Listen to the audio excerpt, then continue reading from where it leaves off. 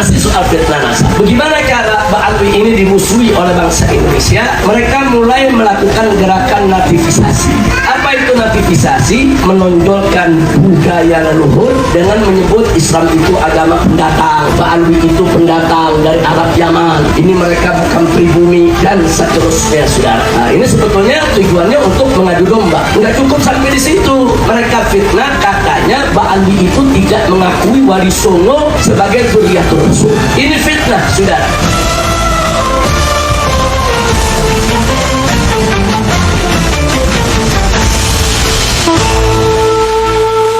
Warahmatullahi wabarakatuh. Bismillah walhamdulillah wassalatu wassalamu ala rasulillah wa ala alihi wa sahbihi wa mawalah. Siyadatul habaib asyurafa wa sa'adatul muhibbin al-quraba,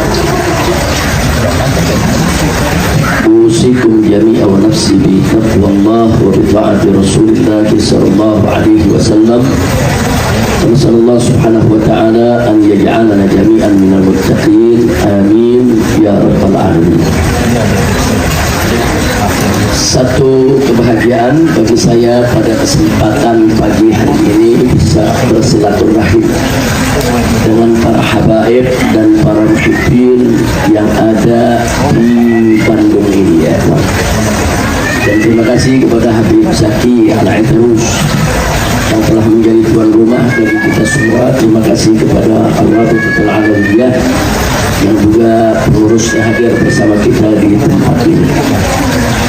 Untuk menghemat waktu, langsung saja kita kepada inti masalah yang tadi disampaikan oleh Rabita Habib Faisal, ya, tentang isu yang 1 tahun terakhir ini begitu hangat, yaitu tentang fitnah nasab.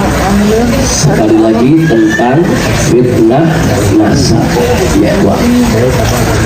Jadi saya ingin mengingatkan diri saya, begitu juga segenap para habaib khususnya dimanapun Anda berada, begitu juga para muhibbin, di dalam menghadapi fitnah nasab ini, silakan kita menyikapi sesuai dengan karakter kita masing-masing. Jadi ada yang menyikapinya dengan santun, dengan ramah, dengan lembut, dengan nasihat, silakan. Ada juga yang menyikapinya dengan tegas, saudara, dengan keras, tapi tidak langgar syariat, juga silakan. Ada juga yang menyikapinya lewat prosedur hukum, membawa persoalan ini ke jalur hukum, silakan. Ada juga yang menyikapinya dengan dialog, diskusi, debat, tidak ada masalah, silakan, ya, Pak. Yang penting jangan kita merasa benar sendiri. Nah, ini yang repotnya kalau kita sudah merasa benar sendiri. Contoh, yang menyikapi dengan tegas, keras, tiba-tiba nyindir-nyindir, yang menyikapi dengan lembut, saudara.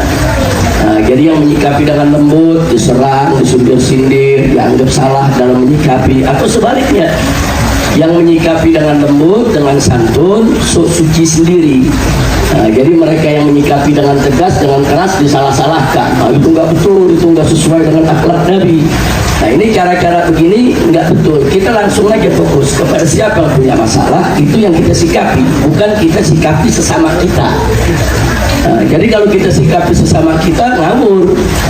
Nah, ini di depan ada serangan, saudara, silakan masing-masing menangkal serangan tersebut dengan caranya, dan kita saling menghormati sesama kita dengan cara yang berbeda-beda, saudara.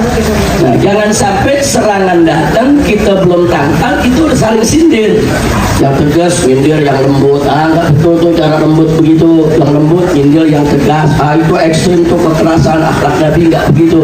Ini nggak benar. Sikap-sikap sok benar sendiri, sok suci sendiri, ini yang berbahaya, ya, Pak. Begitu di awal ini, sebelum kita mulai sebagai pembuka, tolong yuk kita sikapi dengan karakter kita masing-masing, jangan memaksakan diri, jangan. Jadi yang biasa lembut, biasa santun, teruskan kelembutan dia, jangan maksa untuk keras, jangan. Yang biasa tegas, teruskan ketegasan, sudah. Yang penting baik yang menyikapi dengan lembut atau dengan tegas atau dengan diskusi, dengan dialog, atau menyikapinya umpamanya dengan prosedur hukum, lewat jalur hukum, jangan ada yang langgar syariat. Intinya itu aja. Jadi tolok ukur kita bukan soal itu lembut atau tegas, bukan. Tolok ukur kita bukan jalur mana yang kita ambil, bukan. Tolok ukur kita jangan langgar syariat. Itu yang paling penting ya. Insya Allah kalau kita jaga cara ini, masing-masing berjuang sendiri-sendiri atau berkelompok atau bersama-sama, ya ikhwan, silakan. Semua cara benar selama tidak langgar syariat. Itu dulu yang saya mau garis bawahi, ya ikhwan. Karena saya melihat mulai ada tuh mulai ada di antara kita sendiri nih yang menyikapi, bukan menyikapi menangkal serangan luar, saling sindir ke dalam. Apa sih yang dicari sini? Nggak paham apa sebetulnya yang dicari oleh orang-orang seperti ini. Nah, ini juga mesti kita nasihati ke dalam diri kita, ya. Nah, tolong yuk sama-sama kita tangkal ini serangan, kita tangkal ini fitnah dengan cara-cara yang tidak melanggar syariat. Adapun tentang bagaimana kemasan yang kita mau lakukan, ya silakan sesuai dengan karakter sendiri-sendiri, ya. Dan kita sudah tahu, ya ikhwan, bahwa fitnah nasab ini bukan hal yang baru. Itu dulu yang saya mau garis bawahi. Jadi supaya kita nggak kaget-kagetan lihat fitnah nasab 1 tahun ini begitu gencar. Saya mau tandaskan terlebih dahulu bahwa fitnah nasab Ahlul Bait Nabi ini bukan baru terjadi kali ini. Ayo kita buka sejarah. Pertama, dari mulai zaman Nabi alaihi salatu wassalam. Kita tahu bahwa Nabi alaihi salatu wassalam memiliki beberapa putra anak lelaki, tapi meninggal dunia di masa kecil. Sehingga apa yang terjadi? Orang-orang kafir Quraisy ketika itu menghina Nabi, ya, soal nasab. Apa mereka bilang kepada Nabi? Muhammad Abtar. Muhammad Abtar. Jadi orang-orang Arab itu kalau ada seorang laki-laki yang tidak punya anak lelaki, nggak punya keturunan dari lelaki, itu disebut abtar. Secara bahasa abtar itu artinya terputus. Tapi kata abtar ini digunakan oleh orang-orang Arab ketika itu untuk menyindir, untuk menghina orang-orang yang nggak punya keturunan, kau abtar.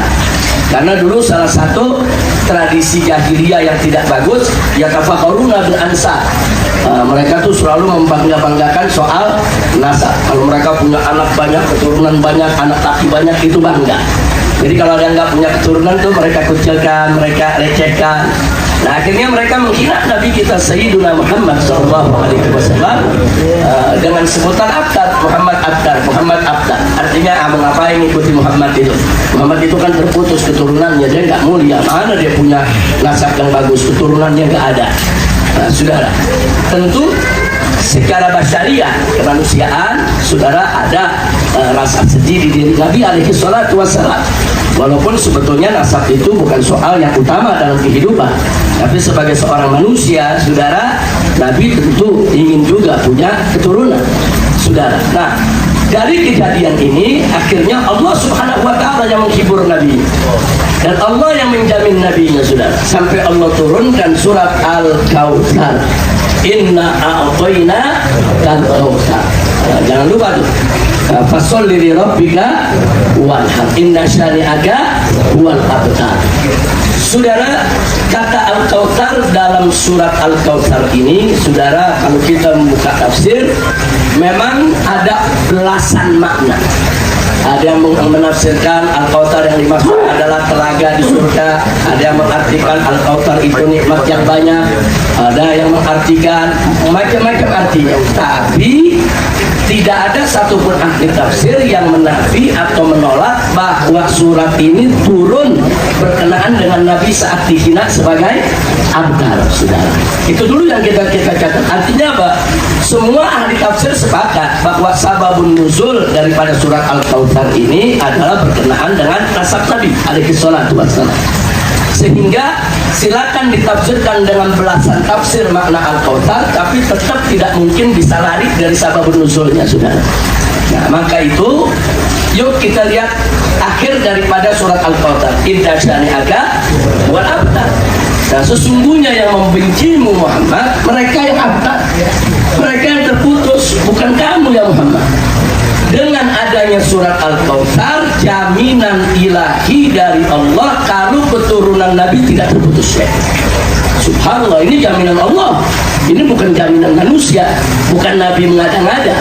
Nah, makanya setelah turunnya surat Al-Kautsar ini, saudara berserakan hadis Nabi alaihi salatu wassalam yang menyatakan kalau turunan Fatimah Zahra adalah keturunan beliau. Salah satunya bagaimana Nabi mengatakan kullu bani Adam yantamuna ila abihim. Jadi setiap keturunan Adam itu, saudara, nasabnya ngikut kepada ayah mereka, illa walada Fatimah, kecuali dua anak Fatimah. Kata Nabi apa? Fa'ana abuhuma, aku adalah ayah mereka.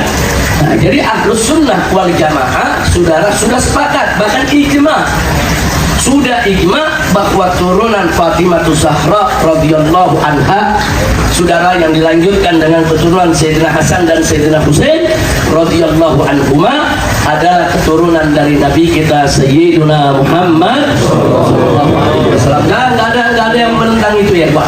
Kalau ada yang coba-coba menentang itu, dia bukan Ahlus Sunnah wal Jamaah. Apalagi ini sudah merupakan ijma ulama. Nah, jadi sekali lagi ini kan juga persoalan nasab. Jadi persoalan nasab sudah muncul dari zaman Nabi. Nabi dihina langsung, saudara. Nah, jadi ini dulu satu yang saya mau sampaikan. Nah, kemudian di babak berikutnya, saudara, setelah ada jaminan dari Allah, jaminan dari Nabi bahwa keturunan Sayyidatina Fatimah Zahra adalah keturunan Nabi, adalah zuriyah Nabi, adalah fitrah, saudara, dari Nabi alaihi salatu wassalam. Nah, mulailah para pembenci Ahlul Bait itu, saudara, menyebarkan isu lain dalam sejarah. Apa mereka bilang? Oh iya, turunan Nabi itu memang ada dari Fatimah Zahra, dari Hasan dan Husain, tapi kata mereka turunan itu udah habis di padang Karbala, sudah dibantai semuanya. Sayyidina Husain, anak-anaknya, anak-anak Sayyidina Hasan udah habis semua dibantai. Nah, ini mereka sebar luaskan, seolah-olah setelah peristiwa Karbala nggak ada lagi tuh zuriyah Nabi, sudah. Jadi fitnah ini juga terjadi. Silakan buka kitab, saudara. Sampai hari ini kaum Nawasib menggambar-gemborkan itu, nggak ada turunan Nabi. Turunan Nabi itu udah habis, saudara. Akan tetapi serangan ini, saudara, rapuh. Kenapa rapuh? Karena semua kitab sejarah memuat. Kitab-kitab sejarah yang berjilid-jilid seperti kitab sejarah umpamanya Al-Bidayah wan Nihayah Ibn Katsir atau Al-Kamil Ibn Katsir, saudara, atau kitab-kitab wafayat yang lainnya, saudara, dan seterusnya, semua memuat bagaimana peristiwa Karbala itu terjadi dan siapa saja dari keturunan Nabi yang selamat dari padang Karbala. Contoh, putra Sayyidina Husain, ya, di sana banyak yang terbunuh di padang Karbala, tapi ada satu yang selamat, yaitu Sayyidina Ali Zainal Abidin As-Sajjad radhiyallahu anhu. Dan Ali Zainal Abidin ini terkenal dalam buku sejarah. Buka buku sejarah mana aja, namanya ada, saudara. Jadi artinya serangan tadi rapuh. Siapa bilang keturunan Nabi semua habis di padang Karbala? Ternyata Imam Ali Zainal Abidin ada, bahkan dari imam besar, saudara, dari imam yang sangat dikenal. Bahkan kita lihat bagaimana sekelas Imam Abu Hanifah dan lain sebagainya belajar kepada Imam Ali Zainal Abidin. Dan sejarah juga tahu Imam Ali Zainal Abidin punya anak, saudara, itu Imam Muhammad Al-Baqir. Muhammad Al-Baqir punya anak Imam Ja'far Shadiq, dan seterusnya dan seterusnya. Artinya mereka nggak bisa bantah. Serangan mereka tuh serang, kalau bagi kita ini serangan lucu-lucuan ya, buat di sejarah ada, saudara, kadia Islam jelas seperti cahaya matahari yang menerangi, tidak ada yang membantah atau ada ingin menghapus sejarah dengan mengatakan keturunan Nabi sudah terbantai semua. Begitu juga keturunan Sayyidina Hasan, enggak semua gugur, ya, ada 4 putra Sayyidina Hasan gugur di padang Karbala, tapi di sana masih banyak putra Sayyidina Hasan yang selamat dari padang Karbala. Dan Al-Imam Malik radhiyallahu anhu, saudara, dulu ikut mendukung perjuangan Muhammad An-Nafsus Zakiyah. Muhammad An-Nafsus Zakiyah cucu Sayyidina Hasan ya Pak. Semua imam mengakui. Nah, itu tadi saya katakan, lagi-lagi ini serangan nasab. Lagi-lagi ini merupakan serangan nasab. Tapi gugur serangan mereka, saudara. Nah, kemudian di generasi yang berikutnya lagi, saudara, mereka nggak bisa membantah zuriat Nabi dari Fatimah Zahra. Mereka nggak bisa membantah bahwa keturunan Al Hasan wal Husain tetap ada setelah peristiwa Padang Karbala, saudara. Nah, sekarang mereka cari lagi siapa yang bisa digugurkan. Oh, Muhammadul Bagir namanya ma'ruf, Ja'far Shadiq namanya ma'ruf, saudara. Al-Imam Musa Al-Kadzim namanya ma'ruf. Ketemu ada Imam Ali Uraidi. Siapa nih Imam Ali Uraidi? Mereka serang. Mereka bilang ini Imam Ali Uraidi ini bukan anaknya Ja'far Shadiq.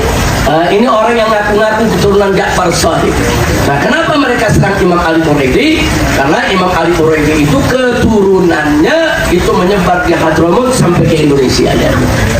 Jadi bagaimana saudara untuk membatalkan nasab daripada habaib yang ada di Hadramut? Kalau yang di Hadramut batal, di Indonesia batal semua. Sudah caranya tolak itu Imam Ali Uraidi.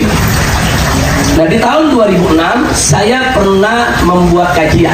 Nah, Anda bisa buka di YouTube dengan judul Eksistensi Habaib. Silakan buka, ada 2 jam lebih saya paparkan di sana untuk melakukan pembelaan terhadap Imam Ali Uraidi ya. Nah, ternyata saudara, begitu kita kaji, Imam Ali Uraidi ini namanya ada dalam kutub Rijalil Hadis. Nggak bisa mereka tolak. Namanya tercantum dalam kitab-kitab sejarah, namanya tercantum dalam kitab-kitab rijal hadis, saudara, sebagai salah satu perawi hadis. Nah, sehingga mereka nggak bisa hapus itu dari sejarah. Ya, mereka boleh saja mengeluarkan fitnah Imam Ali Uraidi itu bukan anak Ja'far Shadiq, bukan adik Musa Al-Kadzim. Terus mereka sebarkan fitnah sampai hari ini, saudara. Saya nggak mau bicara panjang lebar bagaimana pembelaannya. Silakan buka YouTube, tulis saja Eksistensi Habaib atau terus Habib Rizik Eksistensi Habaib. Itu rekaman tahun 2006. Kita paparkan semua kitab-kitab yang mencantumkan nama Al-Imam Ali Al-Uraidi, saudara. Nah, singkat cerita, mereka gagal, nggak bisa mereka serang Imam Ali Uraidi. Nah, sekarang bagaimana mereka mau serang? Turun lagi, mereka serang Imam Ahmad bin Isa Al-Bukhari. Jadi Imam Ahmad mereka serang. Mereka bilang nggak ada tuh yang namanya turunan Nabi dari Basra hijrah ke Hadramut. Ada urusan apa dia hijrah ke Hadramut? Ngaku-ngaku namanya Ahmad bin Isa. Mereka serang, saudara. Tapi lagi-lagi, saudara, serangan ini jadi mentah, rapuh. Kenapa? Karena sosok Imam Ahmad Al-Muhajir ada dalam kitab-kitab sejarah. Bahkan dalam kitab Tarikh Baghdad disebutkan namanya, saudara. Nah, jadi lagi-lagi serangan itu rapuh. Ini kan namanya fitnah nasab juga. Jadi fitnah nasab bukan baru sekarang. Nah, belakangan karena gagal menyerang Al-Imam Ahmad bin Isa Al-Muhajir radhiyallahu anhu, mulailah serangan diarahkan kepada Al-Imam Ubaidillah, saudara. Dengan alasan karena Al-Imam Ubaidillah tidak ada di dalam kitab Syajaratul Mubarakah Imam Razi. Saya tidak ingin menanggapi jauh-jauh tentang kitab Syajarah Mubarakah karena nisbahnya ke Imam Razi sendiri dipertanyakan. Nah, jadi kalau satu kitab yang masih dipertanyakan, kenapa kita mesti perdebatkan? Jadi di dalam catatan para ulama tentang kitab-kitab karangan Imam Razi nggak ada yang judulnya Syajarah Mubarakah, saudara. Jadi ini pengarangnya siapa? Nah, artinya ini dipertanyakan. Nah, sesuatu kitab yang masih dipertanyakan nggak jelas pengarangnya siapa, sebetulnya nggak perlu kita perdebatkan lagi, saudara. Nggak usah repot-repot kita perdebatkan. Tapi kalau kita memakai iftirat, andai kata anggaplah itu benar daripada Imam Ar-Razi, ternyata masih bisa kok dijawab, saudara. Sesuatu nama yang tidak disebut, saudara, di dalam kitab, yaitu seorang ahli nasab, belum tentu nama itu tidak ada. Bisa jadi dia luput dari ahli nasab yang ini, tapi nama itu ada di ahli nasab yang lain. Karena ahli nasab ini kan bukan satu. Jadi jangan juga Syajarah Mubarakah yang dinisbahkan kepada Imam Razi dianggap seperti kitab suci. Pokoknya isinya udah benar semua, isinya udah nggak ada salahnya. Belum tentu, saudara. Bisa jadi isinya akan terkoreksi dengan kitab-kitab nasab yang lainnya. Itu kalau kita ingin bicara kitab nasab. Nah, jadi sekali lagi ya, apa-apa yang terjadi saat ini fitnah nasab terhadap Imam Ubaidillah, ya harus kita sikapi, nggak boleh kita diam. Kalau kelompok ini hanya mencaci maki, menghina, saya sarankan lebih baik kita diam, nggak usah kita jawab. Tapi kalau kelompok ini sudah mulai ngutak-ngatik, pura-pura ilmiah, berargumentasi pakai dalil, pakai kitab, wajib kita hadapi dengan kitab juga, ya. Maka itu saya dorong, saya punya menantu Habib Muhammad Hanif bin Abdurrahman Al-Tas, saudara, untuk hadapi mereka debat. Oh, mereka nantang debat 3 hari 3 malam di Sultanan Banten. Baik, kita kirim Habib Hanif, saudara, dan kita kirim juga yaitu penasehat penasehat DPP FPI Buya Qurtubi Jailani untuk mendampingi daripada Habib Hanif, karena beliau termasuk salah satu keturunan daripada Kesultanan Banten, ya Tuan. Dampingi debat. Nah, ternyata yang koar-koar tentang debat nggak datang. Itu fakta, saudara, nggak datang. Nah, jadi kalau mereka mau nantang debat, kita kirim orang yang bisa berdebat. Nah, belakangan mereka sudah kelewatan mengancam sweeping Mbak Alwi. Nah, kalau udah begini, saya lihat, oh ini nggak bisa didiemin, saudara. Kalau soal hinaan, kita diam. Nah, kalau soal kajian, kita lawan dengan debat. Tapi kalau sudah ngancam mau sweeping Mbak Alwi, ini sudah ancaman fisik. Mereka mau seret Mbak Alwi, usir Mbak Alwi, ini nggak boleh didiemin. Nah, makanya jangan kaget kalau saya tantang mereka. Ayo, saya Mbak Alwi, kapan mau di sweeping? Kita tunggu. Nah, jadi yang begini bukan kita sok jago, bukan, karena ini udah ancaman berkelahi, saudara. Ini udah ancaman perang. Nah, kalau sudah diancam perang begini, saudara, habaib yang punya kemampuan untuk melayani tantangan tersebut, sambut itu tantangan, ya. Jangan kita tunjukkan sikap kita yang ragu, apalagi takut. Na'udzubillah min dzalik. Tapi tetap kita harus hormati habaib-habaib kita yang tetap melayani mereka dengan ramah, dengan santun, saudara, dengan diskusi. Tetap kita harus saling melengkapi dan saling menyempurnakan.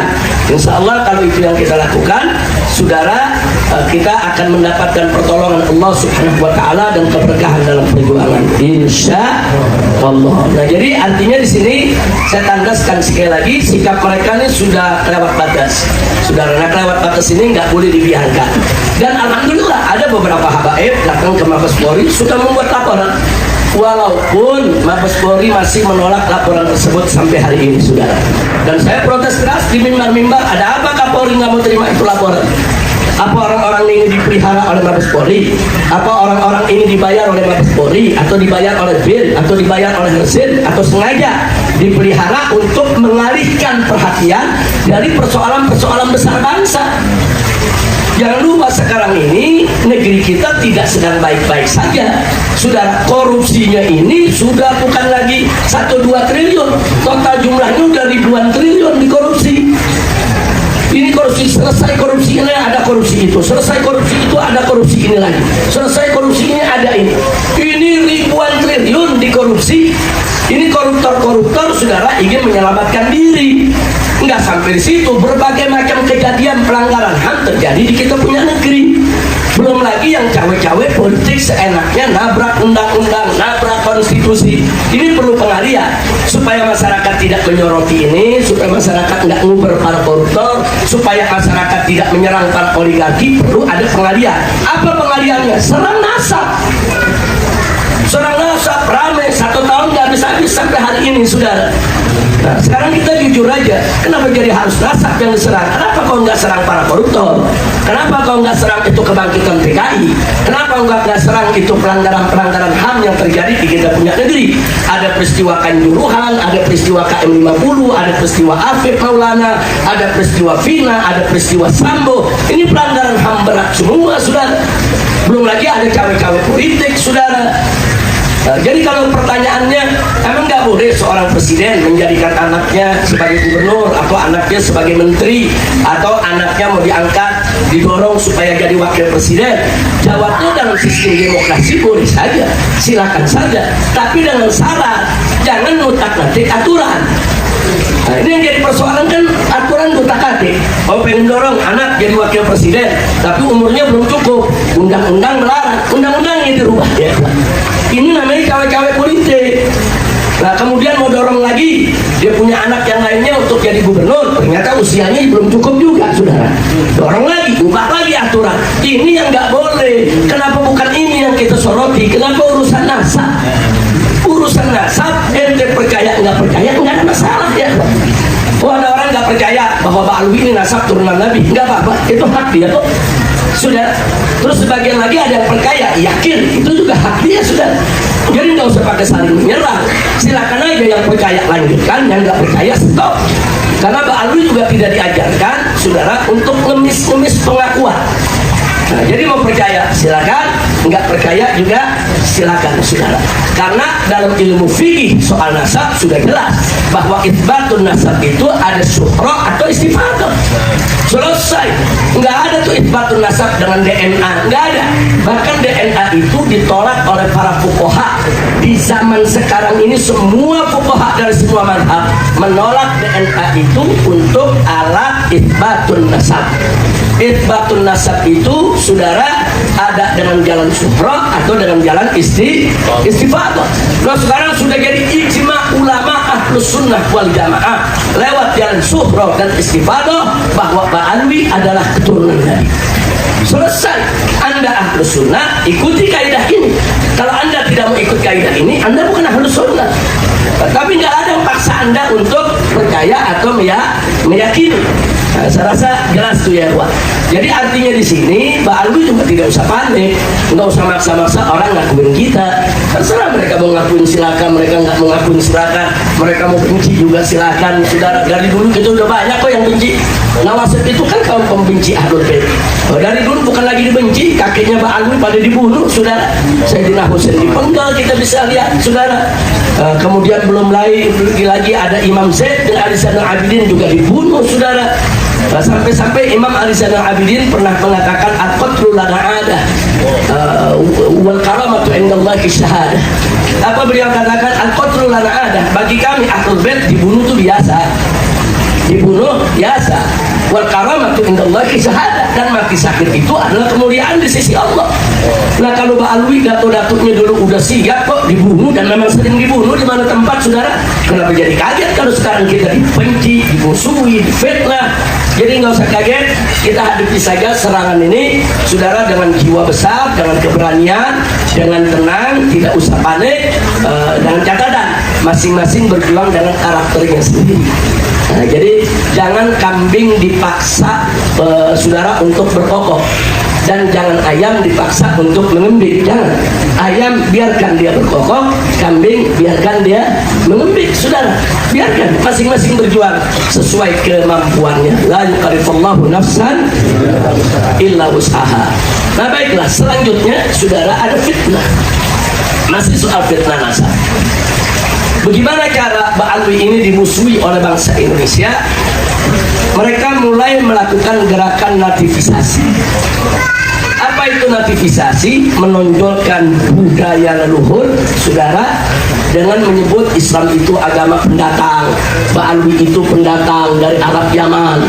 Ini mereka bukan pribumi, dan seterusnya, saudara. Nah, ini sebetulnya tujuannya untuk mengadu domba. Nggak cukup sampai di situ, saudara. Mereka fitnah, katanya Pak Alwi itu tidak mengakui Wali Songo sebagai Dzurriyyatur Rasul. Ini fitnah, saudara. Tidak ada satupun, saudara, Pak Alwi yang punya magam, saudara, yang tidak mengakui nasab Wali Songo. Bahkan Ar-Rabitatul Alawiyah, saudara, pernah mengeluarkan surat resmi dari pusat, saudara, bahwa Wali Songo diakui berdasarkan apa? Berdasarkan kesaksian para ahli nasab dari kalangan Pak Alwi, saudara. Nah, adapun keturunan Wali Songo, ya Robito nggak punya catatan, saudara. Ya kalau nggak punya catatan, nggak bisa dong Robito dipaksa untuk mengakui nasab setiap orang yang ngaku dari Wali Songo. Nggak bisa. Makanya kemarin saya hadir di Kesultanan Banten, saya minta kepada Kesultanan Banten lewat para Tubagus dan para ratunya yang merupakan keturunan Kesultanan Banten untuk menjaga nasab mereka. Sebab ada juga orang yang bukan Tubagus ngaku Tubagus, ada orang yang bukan keturunan Wali Songo ngaku Wali Songo, keturunan Wali Songo, ada orang yang bukan Asmatkan ngaku Asmatkan. Bukan itu saja, hatta di kalangan kita Pak Alwi, saudara, ada orang bukan bin Sahab, ngaku bin Sahab. Waktu kemarin mau mencalonkan diri lagi jadi gubernur Jawa Barat, datang ke Habib Zaki. Habib Zaki yang penanya, Habib Rizik kenal gak sama orang ini? Saya dikirim fotonya, saya bilang itu namanya Hendra, ganti nama jadi Haidar. Udah gitu di KTP-nya pakai bin Sahab lagi. Nggak tahu nih dari mana, dari Habib Faisal yang jadi namanya dirubah di KTP Muhammad Haidar Sahab, mau mencalonkan diri jadi gubernur Jawa Barat, dan sekarang mau mencalonkan diri jadi bupati entah di mana, di Bogor atau di Sukabumi ya Pak. Saya jawab kan bisa, Beb itu namanya Hendra, itu bukan habaib, aku bin Sahab. Jadi nggak usah kaget sekarang ini banyak orang ngebet dengan jadi Habib. Ada yang ngaku Al-Atas, yang ngaku Al-Habsi, yang ngaku As-Segaf, yang ngaku Asmatkan, yang ngaku Tubagus, mereka bukan Tubagus. Banyak kejadian sekarang. Nah sekarang kita benahi masing-masing. Makanya kemarin waktu di Kesultanan Banten saya sampaikan, selama ini hubungan Rabithah Alawiyah dengan Kesultanan Banten bagus ya. Nggak ada ribut apa. Kesultanan Banten mencatat anak keturunan mereka, saudara. Rabithah Alawiyah mencatat keturunan Ba'alwi yang lainnya. Kalau ada yang bertanya, kenapa Rabithah Alawiyah nggak mencatat keturunan Asmat Khan dari Kesultanan, saudara? Karena keturunan Asmat Khan satu datang ke Indonesia lebih dulu dari yang lainnya, dari Ba'alwi yang lain mereka lebih dulu datang. Yang kedua, mereka jadi sultan di Indonesia. Nah, yang namanya kesultanan itu nasabnya nggak terbuka, saudara. Tapi ada catatan di dalam kesultanan. Dan yang namanya kesultanan yang dicatat bukan anak laki saja, sampai perempuan, sampai mantu dicatat ya. Oh ini mantunya Pangeran Anu, mantunya Pangeran Anu, Putri Anu, saudara. Semua dikasih gelar yang sama, saudara. Itu catatan kesultanan. Yang tahu catatan itu hanya kesultanan. Rabithah nggak tahu, mana bisa Rabithah nyolong masuk kesultanan untuk mengambil itu catatan. Yang nggak boleh, saudara. Nah jadi Rabithah selama ini nggak pernah usir dengan catatan kesultanan. Makanya kemarin saya katakan di Banten, silakan kesultanan lanjutkan catatannya. Hanya saya minta lebih rapi, lebih ketat. Saudara jangan sampai yang bukan keluarga besar kesultanan ngaku-ngaku keluarga besar kesultanan. Sementara Ba'alwi yang lain kan datang belakangan ke Indonesia, saudara. Jangan lupa, dan datangnya langsung dari Hadramut kemarin. Nah, kalau Asmat Khan ini kan datangnya nggak langsung dari Hadramut ke India, ada ke Champa, saudara, ke Kamboja, nah baru ke Indonesia, saudara. Jadi memang jalur hijrah kita ini berbeda, tapi kita satu keluarga semua. Nah karena itu yang Ba'alwi yang lain, saudara datang kemari, mereka punya komunitas, kelompok, saudara, mereka punya catatan jelas. Dan Rabithah itu hanya mencatat anak lelaki. Nah, anak perempuan kan nggak dicatat. Mana ada Rabithah nyatat anak perempuan kita ya, Pak? Kenapa? Karena dari keturunan itu daripada lelaki, intisab ilal a. Itu satu. Kedua, mana ada Rabithah nyatat mantu-mantu, saudara? Nggak ada, oh ini mantunya si fulan, ini mantu si fulan. Rabithah bukan kesultanan, bukan kerajaan. Rabithah hanya mencatat nasab silsilah Ba'alwi, saudara, dari bapak ke anak ke cucu, hanya garis lelaki. Mantu nggak dimasukin, nama istri nggak dimasukin, nama anak perempuan tidak dimasukkan. Rabithah nggak punya catatan. Kalau tanya, coba mana daftar nama-nama istri para habaib dulu, nggak punya, saudara. Mana nama-nama putri, mana nama mantu, nggak ada. Kalau kesultanan punya ya. Kesultanan di mana-mana se-Indonesia, saudara. Kesultanan di mana-mana, itu nama sultannya dicatat, nama-nama istrinya dicatat, nama-nama putrinya semua dicatat, nama cucu perempuan dicatat, nama mantu dicatat. Karena inti kita bicara pemerintahan, penguasa di zamannya, saudara. Nah jadi tolong ini dipahami. Makanya kemarin saya katakan yang Asmatkan, yang catatannya ada di Kesultanan Cirebon, yang ada catatannya di Kesultanan Banten, biar mereka yang jaga ya Pak. Nah, mereka sudah punya tradisi seperti itu. Anak, istri, cucu, perempuan, anak perempuan dicatat. Nggak usah diusir. Itu hak mereka ya Pak. Karena mereka memang keturunan kesultanan. Adapun tradisi Ba'alwi di Rabithah tetap kita pertahankan, bahwa kita hanya mencatat garis keturunan laki ya Pak. Nah ini yang perlu kita sampaikan. Dan sambutan Kesultanan Banten kemarin luar biasa. Kesultanannya, saudara, umatnya di sana, lautan manusia, mereka menyambut dan mereka sepakat deklarasi itu. Sebetulnya urusan nasab sudah selesai. Ini hanya tinggal urusan begal-begal nasab, saudara, yang dibiayai oleh sekelompok orang jahat untuk ngadu domba kita, mecah belah kita, dan terus untuk menghancurkan daripada karakter habaib se-Indonesia. Nah ini yang perlu saya sampaikan. Jadi kita nggak usah gusar, nggak usah panik, tenang saja. Tapi tenang bukan berarti diam ya. Tenang, kita tangkal ini serangan. Bagaimana cara menangkalnya? Sesuai dengan karakter masing-masing. Yang mau menangkal dengan pelaporan, silakan. Yang mau menangkal dengan diskusi, silakan. Yang mau menangkal dengan lembut, dengan tetap mendoakan mereka agar dapat taufik dan hidayah dengan nasihat yang baik, silakan. Yang mau menghadapi mereka, saudara, dengan tegas, keras, saudara, silakan. Selama tidak melanggar syariat. Nah ini yang perlu saya sampaikan. Baik, sebelum saya akhiri, saudara, kalau mereka memfitnah Pak Alwi nggak ngakui nasab Wali Songo, siapa bilang? Saya buka kitabnya, saudara. Ini kitab Khidmatul Ashirah. Kitab Khidmatul Ashirah ini sebetulnya rangkuman ringkasan dari kitab Samsul Tuhirah, saudara. Kitab ini ditulis, saudara, disusun oleh Al-Habib Ahmad bin Abdullah As-Saggaf Al-Alawi. Beliau seorang mu'arrikh dan nasabah. Beliau seorang ahli tarikh, ahli sejarah, dan seorang ahli nasab. Di sini kalau kita lihat di halaman sebelum akhir, beliau catat nasab Wali Songo, sudah. Beliau catat lengkap catatannya. Di sini ditulis di atas Sajaratus Sadah Al-Abdul Malik An-Nasyi'in lil Islam Bisyarqil Aqsa. An-Nasyirin lil Islam Bisyarqil Aqsa. Artinya apa? Ini adalah sadah keturunan Amir Abdul Malik. Amir Abdul Malik itu adalah kakek moyangnya daripada keluarga besar Asmat Khan. Beliau hidup di India, saudara. Di sini disebutkan apa? An-Nasyirin.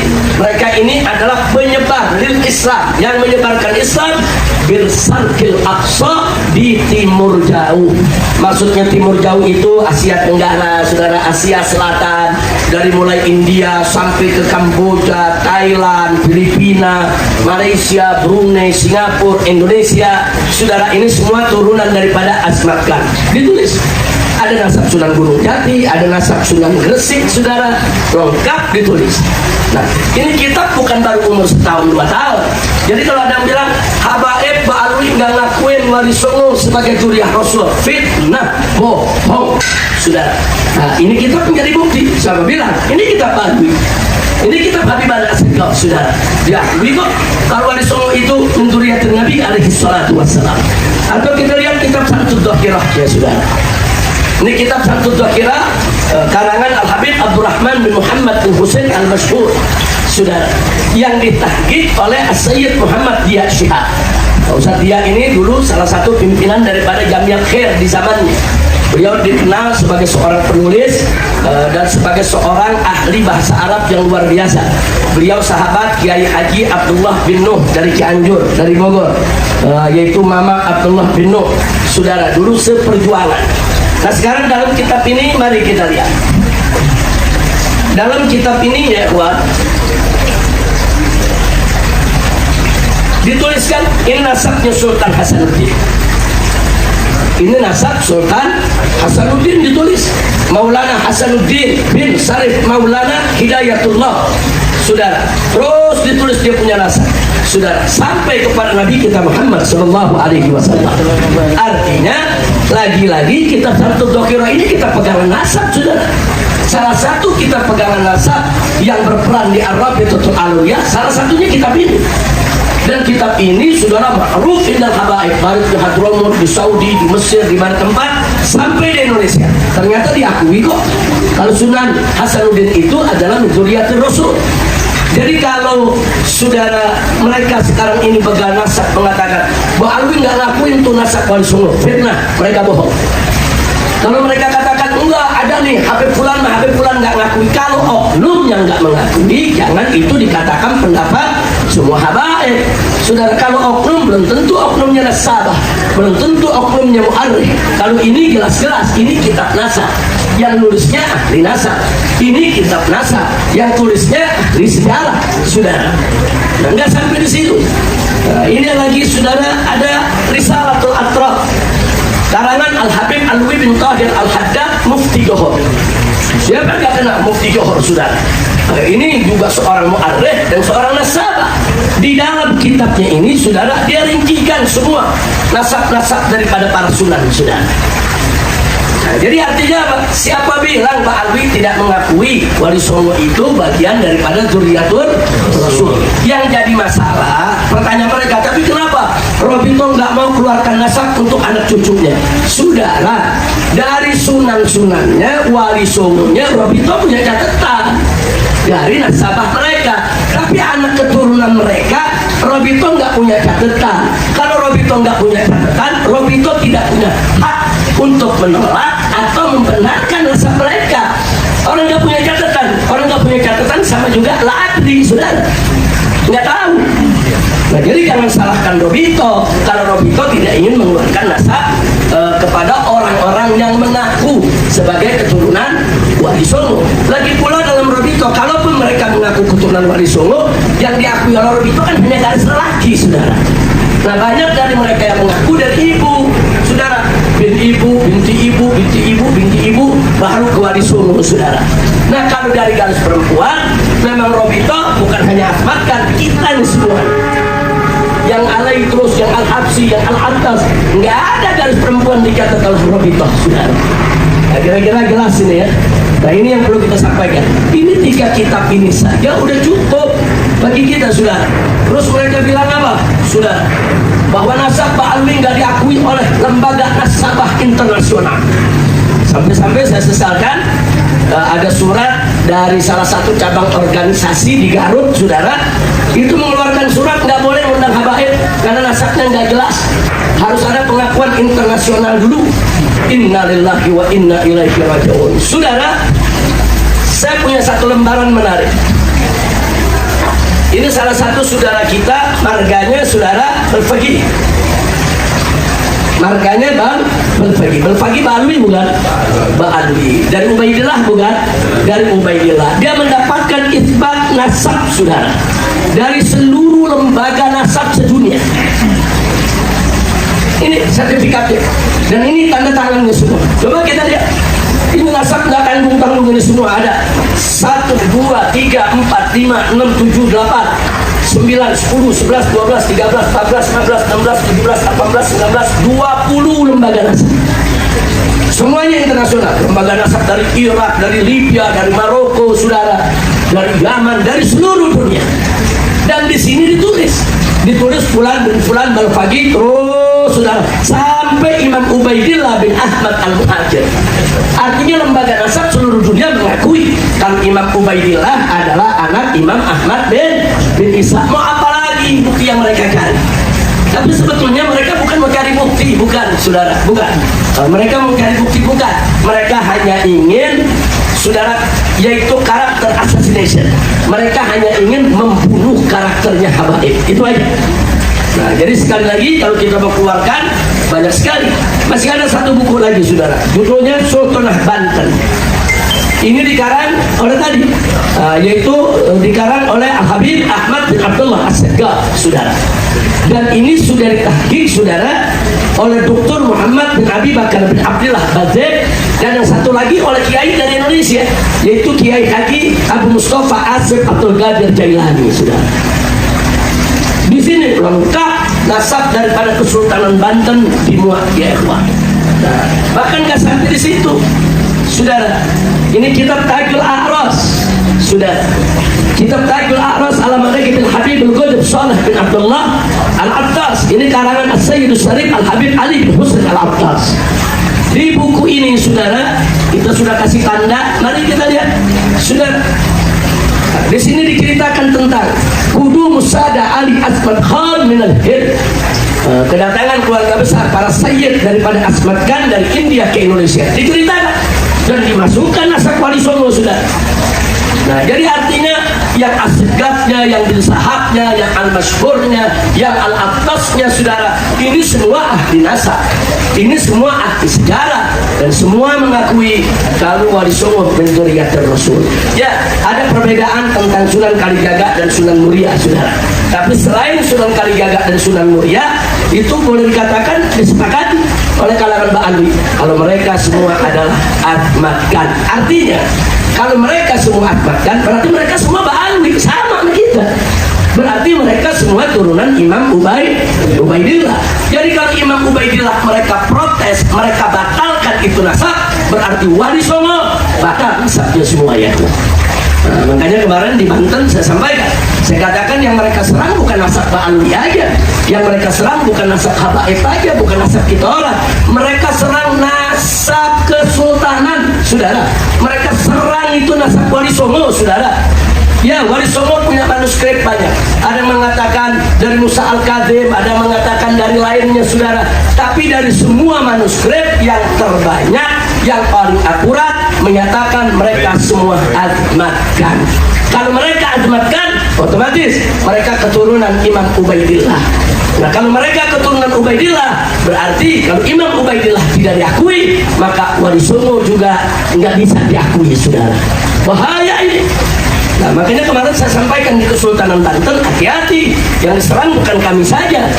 Anda ini para tubagus, para ratu yang berasal daripada keturunan Sultanan Banten, Anda diserang semua. Anda juga nggak boleh diam. Nah, makanya di Banten kemarin ada deklarasi, saudara, dari Kesultanan Banten bahwa Kesultanan Banten adalah zuriyah Ahmad Gan dari Imam Ubaidillah, sudah. Alhamdulillahirabbil alamin. Itu saja yang bisa saya sampaikan. Artinya saya sampaikan di sini, saudara, saya tidak ingin memprovokasi siapapun. Jadi sebagaimana tadi saya katakan, ayam biarkan dia berkokok, kambing biarkan dia mengembik, saudara. Jadi silakan kita berjuang dengan cara kita masing-masing. Serangan ini harus kita tangkal. Tangkalnya terserah, saudara. Mau dengan santun, dengan nasihat, dengan doa, silakan. Mau tangkalnya dengan proses hukum, saudara, silakan. Mau tangkalnya lewat mimbar, cara yang tegas, silakan, saudara. Masing-masing silakan berjuang dengan karakternya. Dan jangan saling nyindir, jangan saling hina, jangan merasa diri paling benar, paling hebat, paling berani, paling suci, paling mulia, paling agung, seolah-olah dai lain udah nggak benar semua, dia doang yang paling suci, saudara. Jangan.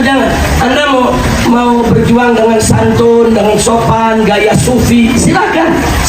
Tapi jangan Anda serang kalau ada habaib yang melapor ke Mabes Polri. Jangan Anda serang kalau ada habaib yang menyiapkan laskar untuk lawan mereka. Jangan Anda serang kalau habaib yang terang-terangan secara tegas untuk menangkal serangan mereka.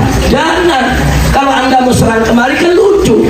Katanya Anda lembut menghadapi mereka. Lah kok ke dalam jadi nyindir? Ini kelembutan di mana? Ini sufi palsu ini, saudara. Oh, keluar dia bisa lembut, ke dalam dia nyindir. Ini ngawur yang begini. Nah, jadi yang begini-begini saya nasihatkan, saudara, tubu ilallah, taubatlah kepada Allah Subhanahu wa taala. Yuk kita kembali ke barisan. Yuk masing-masing kita berjuang dengan cara kita masing-masing. Insya Allah. Nah, ini yang saya mau sampaikan, dan insya Allah saya dengan kawan-kawan di Front Persaudaraan Islam akan terus bergerilya. Kami akan terus keliling Indonesia, ya, Pak. Hari ini kita akan safari di Jawa Barat, di Bandung, di Ciamis, di Tasik, di Garut, saudara. Semalam kita sudah gelar acara di Purwakarta. Kita ketemu dengan para kiai, para pimpinan pondok pesantren, para pimpinan majelis taklim. Kita akan terus melakukan koordinasi dan konsolidasi untuk merapatkan barisan agar kita tidak dipecah belah. Insya Allah, tolong doakan saja agar upaya ini membuahkan hasil, upaya ini diridhoi Allah, diberkahi oleh Allah Subhanahu wa taala, sehingga fitnah ini bisa hilang. Nah, sebelum saya akhiri, akhirnya saya ingatkan, saya yakin, saudara, 1000% bahwa fitnah nasab ini memang direkayasa. Fitnah nasab ini adalah gerakan intelijen. Fitnah nasab ini memang ada yang memodali. Kalau pertanyaannya, kenapa harus nasab yang diserang, saudara? Karena di Indonesia ini, saudara, ada dua pilar yang luar biasa untuk perjuangan umat. Yang pertama adalah Itratun Nubuwah, saudara, keturunan Nabi alaihi salatu wassalam, yaitu habaib. Yang kedua adalah Warasatul Anbiya, itu para ulama, para kiai, para ajangan. Ini dua pilar ini luar biasa ini sudah. Para ulama, para kiai, para ajengan, ini ulama warasatul anbiya, pewarisnya para nabi. Nah sementara para habaib, saudara, itu yang Nabi katakan dalam hadisnya, taraktu fikum mustaqodet kitabullah wa itrati ahli baiti. Artinya apa di sini? Ini ada dua pilar yang luar biasa, saudara. Ini dua pilar kalau bersatu, masya Allah. Ini pilar, saudara. Mereka punya pondok pesantren di mana-mana, madrasah di mana-mana, majelis taklim di mana-mana, saudara. Tabligh akbar di mana-mana. Kalau sekali gelar acara, ratusan ribu orang yang hadir, saudara. Nah ini bagi musuh-musuh Islam, ini ancaman. Bagi orang-orang politisi busuk, ini ancaman. Ini harus dibubarkan, saudara. Makanya jalan pertama, kiai sama habaib diadu domba. Nah, mulainya dari mana? Dari kiai-kiai yang memang keluarga besar daripada keturunan Wali Songo, diadu dulu dengan habaib. Nasabnya lah difitnah, nasabnya lah diobok-obok, saudara. Tujuannya apa? Supaya kiai, ulama, dan habaib tidak bersatu. Karena kalau bersatu, ini menjadi ancaman, saudara. Dan mereka pelajari itu dari aksi 411 dan 212 di Jakarta. Mereka lihat pada saat aksi 411 dan 212 di Jakarta, saudara, itu habaibnya, ulamanya, kiainya, ormas-ormas Islam semua, dari NU-nya, Muhammadiyahnya, Al-Irsyadnya, Persisnya, saudara, semua bersatu. Datang turun ke Jakarta rame-rame. Di aksi 411 ada 3 juta orang lebih, di aksi 212 ada 8 juta orang lebih, saudara.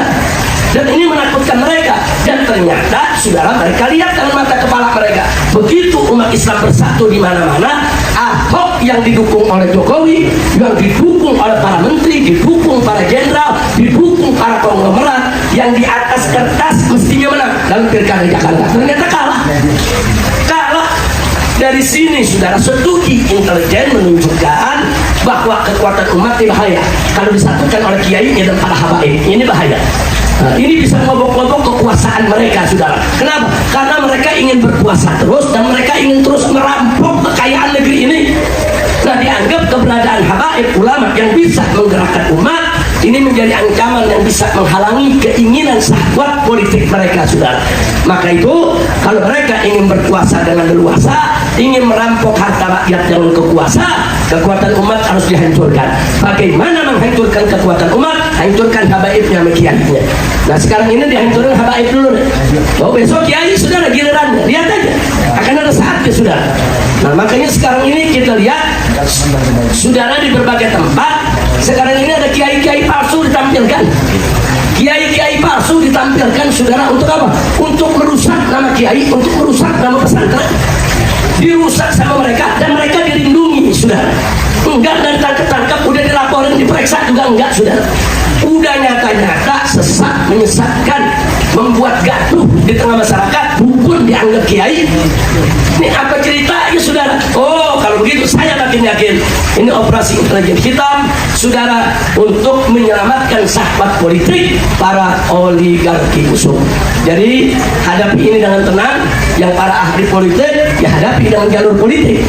Nah, makanya saya kemarin tegur supaya anggota DPR dari kalangan habaib kan banyak, anggota DPD dari kalangan habaib kan banyak.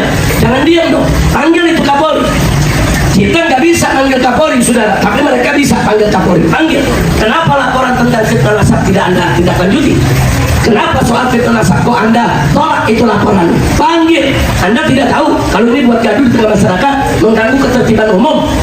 Nggak boleh habaib di sana diam, saudara. Tapi kalau memang diam mereka untuk mengatur strategi main di belakang, silakan aja. Tetapi jangan sampai mereka tidak berbuat. Ini bahaya. Sebab lapor sudah kita kirim, saudara. Kita kirim pengacara, kita kirim pelapor. Wah, pelapornya dari Pak Alwi, saudara. Kita kirim, sudah kita buat laporan. Kita sudah berdebat di Mabes Polri, tetap mereka tolak. Nah, terus kalau mereka udah tolak, siapa yang bisa manggil Kapolri? Yang bisa manggil Kapolri, Presiden dan DPR. Sampai DPD, saudara. Mereka bisa punya wewenang. Nah, kalau Kapolri dipanggil nggak datang, saudara, mereka bisa copot.